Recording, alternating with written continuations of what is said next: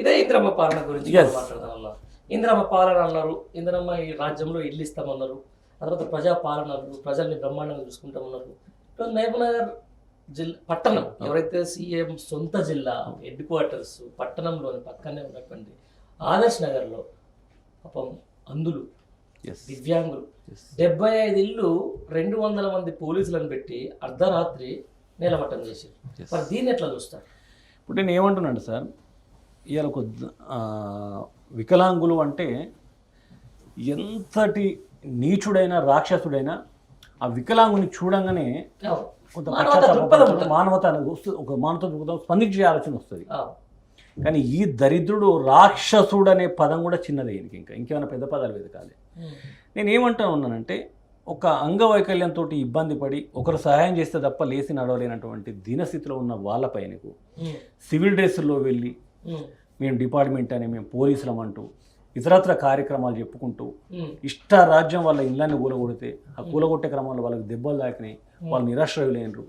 చివరాఖరికి అక్కడ ఉన్నటువంటి మా మాజీ మంత్రి శ్రీనివాసరావు గౌడ్ గారు వెళ్ళి వాళ్ళకు నీడ కల్పించి వాళ్ళకి తిండి పెట్టేదాకా కూడా వాళ్ళ ముఖం చూసిన ప్రజాప్రతినిధులు అయ్యో పాపం అన్నటువంటి నీచుడు లేడు ఈ ప్రభుత్వంలో. నేను ఏమంటా ఉన్నా అంటే, వాళ్ళ మీద ఎందుకు పడుతున్నావు సిగ్గులేని విధవా? ఏదైతే కొన్ని వేల మంది లిస్టు నీ దగ్గర ఉంది కదా, వాళ్ళ దగ్గరికి పోయి ఏవైతే ముందు చేయి. ఇలా వాళ్ళకి నిల్వ నీడ లేనటువంటి అంగవైకల్యం ఉన్న వాళ్ళ పేదల పైన, దళితుల పైన వాళ్ళ మీద నీ ప్రతాపం ఎందుకు? మరి పోనీ అదేమన్నా బీఆర్ఎస్ ప్రభుత్వం ఇచ్చినటువంటి ఇండ్ల, బీఆర్ఎస్ ప్రభుత్వం ఇచ్చినటువంటి జాగల, గతంలో మీరు ఆ రోజు భూములు జాగలు ఇచ్చేసి ఓట్లు వేయించుకున్న వాళ్ళే కదా. ఇవాళ కూలగొడుతున్న ఇళ్లలో కూడా కాంగ్రెస్ పార్టీ గోడ గడియారాలే బయటపడతా ఉన్నాయి, వేరే ఏం పడతలేవు కదా. అదెందుకు పోతా ఉన్నది? ఆ సిగ్గు మానం ఆలోచన విధానం లేకుండా, అంటే అధికారాన్ని కట్టబెట్టడమే ప్రజలు చేసిన ఏకైక తప్పు అనే విధంగా వాళ్ళ ప్రవర్తన ఉన్నది. ఇలా ఏదైతే ఉన్నత స్థితిమంతులు ఉన్నారో వాళ్ళ ఇళ్ళ మీదకి పోవడానికి కానీ, వాళ్ళ ఫామ్ హౌస్ల మీద పోవడానికి కానీ ఎలాంటి సాహసం చేయడు.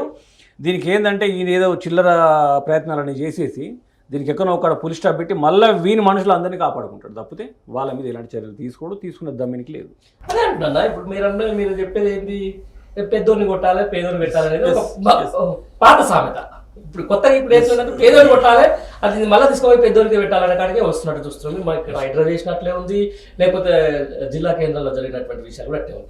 రైట్ రా, దాంతోపాటు రైట్ ముందు ఏదైతే చెప్పిండో ఆనాటి రోజులు మళ్ళీ తెస్తా అని చెప్పేసి ఇప్పుడు ఒక పాట అయితే రాసుకొని అయితే తిరుగుతూ ఉంటారు కదా, అట్లే ఉంది. కేసీఆర్ అన్న వాళ్ళకి సంబంధించిన దాంట్లో మళ్ళీ కూడా ముందు నుంచి మాట్లాడుతున్నాం, ఓల్డ్ సబ్జెక్ట్ అయినా కూడా మళ్ళీ ఒకసారి ఏమైంది, వరంగల్ జిహెచ్ఎంసీ ఆఫీస్ దగ్గర మొత్తం అక్కడ కాకతీయ కళాతోరణం ఎత్తేసింది. ఆ తర్వాత ఇప్పుడు హైదరాబాద్లో తెలంగాణ తల్లి విగ్రహం ఎత్తేసి వాళ్ళ బాబు ఎవరైతే ఉన్నారో రాజీవ్ గాంధీ ఆల్రెడీ పెట్టిరు, కాకపోతే అది కప్పిరు లేదు. అసలు హైదరాబాద్కు సంబంధించిన తెలంగాణ తల్లి ఉండాల్సి సెక్రటేరియట్లో అని చెప్పేసి అక్కడ ఒక భూమి పూజ చేసి అక్కడ కూడా కొంచెం అపశృతులు జరుగుతూ ఉన్నాయి. ఇవన్నీ చూస్తుంటే ఏమనిపిస్తుంది అన్న? ఇప్పుడు నేను ఏమంటున్నాను సార్, పేదల ఇల్లు కూల్చే కార్యక్రమం ఏదైతే ఉన్నదో, పేదల ఇల్లు కూల్చడానికి నిజంగా అంటే మానవతా దృక్పథం కూడా ఇప్పుడు కూల్చొద్దు. నిజంగా అది FTL లెవెల్ పరిధిలో ఉంటే కనుక ఒక 1000, 2000 మంది, 5000 మంది, 10,000 మంది పేద ఎవరైతే ప్రజలు ఉన్నారో వాళ్ళని కాపాడడం కోసం కరకట్టలు కట్టేటువంటి కార్యక్రమాలు కూడా ఉన్నాయి.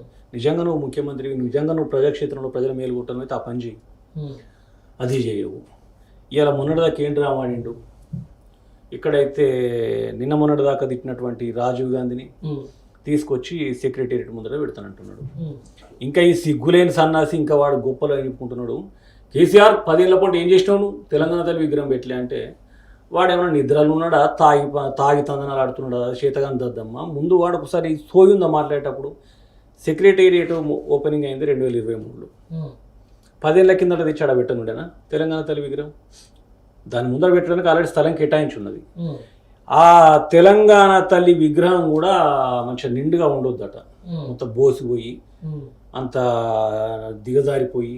అంటే తెలంగాణ తల్లి మెడలో ఒక బంగారు గొలుసు ఉండొద్దు, తెలంగాణ తల్లి మెడలో ఒక కంకి ఉండొద్దు. ఇదే పరిస్థితి. ఈ ఇంటర్వ్యూలో ఇప్పటికీ 2 సార్లు కరెంట్ పోయింది. ఇది తెలంగాణ రాష్ట్ర ప్రభుత్వం చేస్తున్నటువంటి దుస్థితి. ఇది పరిస్థితి. మధ్య రెండోసారి కూడా అంటే వర్షాలు పడుతున్నాయి, దీనికి ఏమైనా సమాధానం చెప్పొచ్చు. కానీ ఇక్కడ ప్రస్తుతానికైతే మనం ఉన్న జూబ్లీహిల్స్ ఏరియాలో ఇక్కడ వర్షం అయితే ఏం లేదు, 2 టైమ్స్ అయితే కరెక్ట్. రైట్, ఇది పరిస్థితి నడుస్తుంది. అయితే ఒకటి ఏంటంటే, రాజీవ్ గాంధీ విగ్రహం పెట్టడానికి కూడా దిగజారి పదాలు వాడిండు. ఏమంటాడు, కేటీఆర్ అట ఈ చేతగాని కుక్కకు చెప్పిండా, రేవంత్ రెడ్డి ముఖ్యమంత్రికి చెప్పిండా కేటీఆర్, ఇగో మా అయ్య విగ్రహం పెట్టుకుందామని అనుకుంటాను నేను, కానీ ఇంకా మా అయ్య పోతరేడు అని చూస్తానని చెప్పిండా. అంటే దశాబ్దాల కల నెరవేర్చే పోరాటానికి న్యాయకత్వం వహించి తెలంగాణను ఏర్పాటు చేసి భారతదేశంలోని అగ్రగామిగా నిలబెట్టినటువంటి గొప్ప నాయకుని చావుకోరే ఈ కుక్క అసలు ఈ తెలంగాణకు సంబంధమే లేనటువంటి రాజీవ్ గాంధీ విగ్రహాన్ని తెచ్చి ఇక్కడ పెట్టడానికి ఏంటి కారణం ఏంటిది? ఇంకేమంటాడు అంటే రేపటి రోజు భావితరాలకు ఒక తాగుబోతులా మారాలని చెప్పేసి చూపెట్టడం కోసమా కేసీఆర్ విగ్రహం అంటాడు. అరే సన్నాసి, కేసీఆర్ విగ్రహం పెడతాను నీతో చెప్పినోడేవాడురా, నువ్వేం మాట్లాడుతున్నావు? మరి పోనీ సరే నువ్వు అన్నట్టే అనుకుందాం.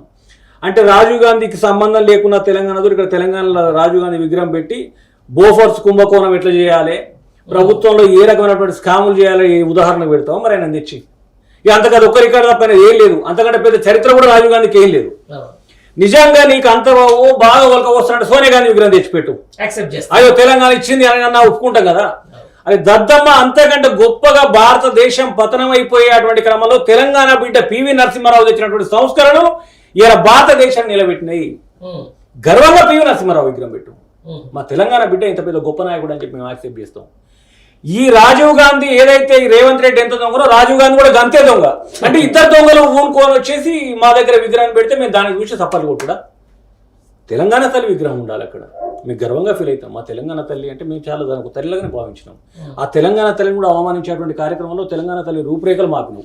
ఇలా ఏదైతే కాకతీయుల చారిత్రక కట్టడాలను కూడా ఏదైతే రాజముద్ర నుంచి తొలగించి దాన్ని కూడా అవమానిస్తూ ఉన్నావు. అంటే రేపటి రోజు ఏం పెడతావు? ఓటుకు నోటు దొంగ సుట్ కేసు పెట్టుకో, భూ కబ్జాదారునిగా ఓటు 420 కేసు పెట్టి అందులో అదొక సింబల్ వేసుకో, తెలంగాణను పతనం చేయి, ఆ రకంగా పెట్టు. మరి నీ ఆలోచన కదనే చెప్పాలి కదా.